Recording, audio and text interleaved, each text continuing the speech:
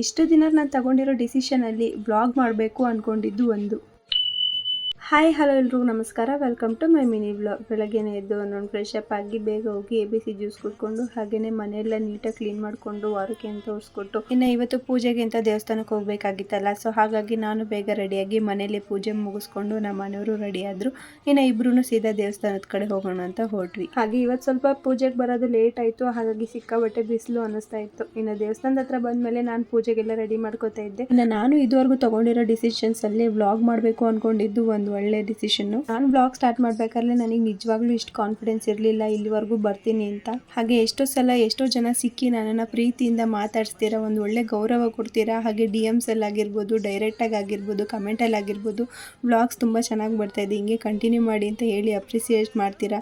ಇದಕ್ಕಿಂತ ಬೇರೆ ಏನು ಕೇಳಲಿ ಹೇಳಿ, ನನಗಂತೂ ತುಂಬಾ ಖುಷಿ ಆಯಿತು. ಹೀಗೆ ನಿಮ್ಮ ಸಪೋರ್ಟು ಕಂಟಿನ್ಯೂ ಆಗ್ತಾ ಇರಲಿ ಅಂತ ಕೇಳ್ಕೊತೀನಿ. ಇನ್ನು ಪೂಜೆ ಎಲ್ಲ ಮುಗಿಸ್ಕೊಂಡು ಮನೆಗೆ ಬಂದು ತಿಂಡಿಗೆ ಚಪಾತಿ ಮಾಡ್ಕೊಂಡಿದ್ದೆ. ಇನ್ನು ನಮ್ಮ ಮನೆಯವ್ರ ತಿಂಡಿ ಎಲ್ಲ ಮುಗಿಸ್ಕೊಂಡು ಆದಮೇಲೆ ಕೆಲಸಕ್ಕೆ ಅಂತ ಹೊರಟರು. ಅವ್ರು ಹೊರಟ್ಮೇಲೆ ನಾನು ಹೋಗಿ ಸ್ವಲ್ಪ ಫ್ರೆಶ್ ಅಪ್ ಆಗಿ ಬಂದು ಆಮೇಲೆ ಇನ್ನೂ ಚಪಾತಿ ಬೇಯಿಸ್ಕೊಳ್ಳೋದಿತ್ತು ಅಂತ ಅದನ್ನೆಲ್ಲ ಬೇಯಿಸ್ಕೊಂಡು ಎತ್ತಿಟ್ಕೊಂಡಾದ್ಮೇಲೆ ನಾನು ತಿಂಡಿ ತಿನ್ಕೊಂಡು ಅದಾದಮೇಲೆ ಓದ್ಕೊಳ್ಳೋಣ ಅಂತ ಕೂತ್ಕೊಂಡು ಹಾಗೆ ಮಧ್ಯೆ ಸ್ವಲ್ಪ ಬ್ರೇಕ್ ತೊಗೊಂಡು ಸಂಜೆವರೆಗೂ ಸ್ವಲ್ಪ ರೆಸ್ಟ್ ಮಾಡಿಬಿಟ್ಟು ಆಮೇಲೆ ಸಂಜೆಯಿಂದ ಫ್ರೆಶ್ ಅಪ್ ಆಗಿಬಿಟ್ಟು ಬಾಕ್ಲಿ ಪೂಜೆ ಮಾಡ್ಕೊಳ್ಳೋಕ್ಕೆ ಅಂತ ಕಸ ಎಲ್ಲ ಹೊಡ್ಕೊಂಡು ಪೂಜೆನೆಲ್ಲ ಮುಗಿಸ್ಕೊಂಡು ಮತ್ತೆ ಓದ್ಕೊಳ್ಳೋಣ ಅಂತ ಕೂತ್ಕೊಂಡೆ. ಈ ಬ್ಲಾಗ್ ಇಷ್ಟ ಲೈಕ್ ಮಾಡಿ, ನನ್ನ ಪೇಜ್ನ ಫಾಲೋ ಮಾಡ್ಕೊಳ್ಳೋದು ಮರಿಬೇಡಿ.